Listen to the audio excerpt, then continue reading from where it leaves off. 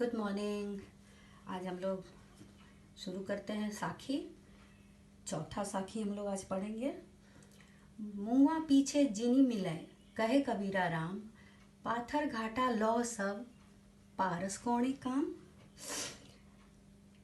इस दोहे में कबीरदास जी ईश्वर से प्रार्थना करते हैं कि हे ईश्वर, यदि आप मुझे दर्शन देना चाहते हैं तो मरने के बाद मत दीजिए। दर्शन देना है तो मुझे जीवित अवस्था में ही दीजिए, क्योंकि मरने के बाद दर्शन देने के से कोई फायदा नहीं।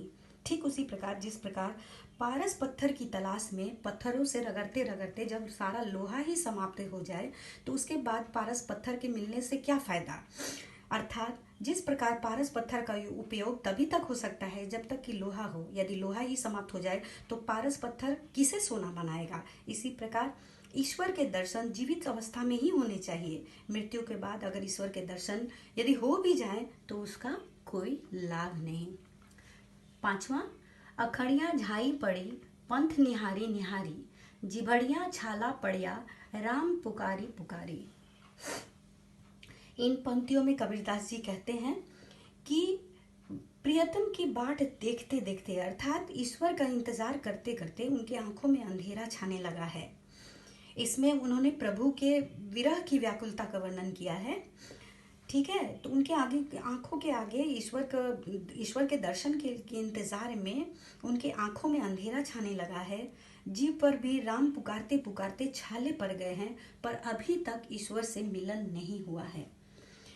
अर्थात ईश्वर के विरह में जीवात्मा जो है, जीवात्मा अर्थात हमारी आत्मा अत्यंत व्याकुल है। उसको चैन तभी मिलेगा जब उसकी मुलाकात ईश्वर से हो।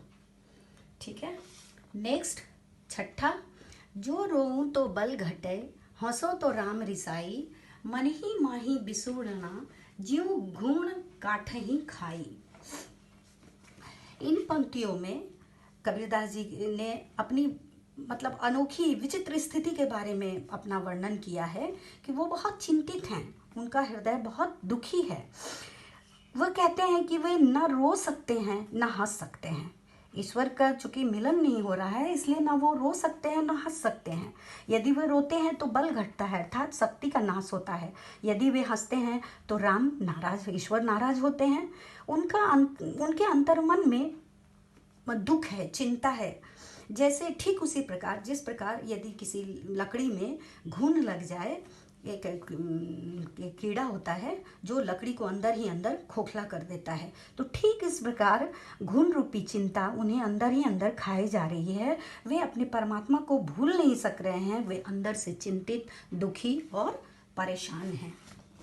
सातवां, पर्वती पर्वती मैं फिरिया, रैन गवाए रोई, सो बुटी पाऊं नहीं, जाते जीवनी होई। इन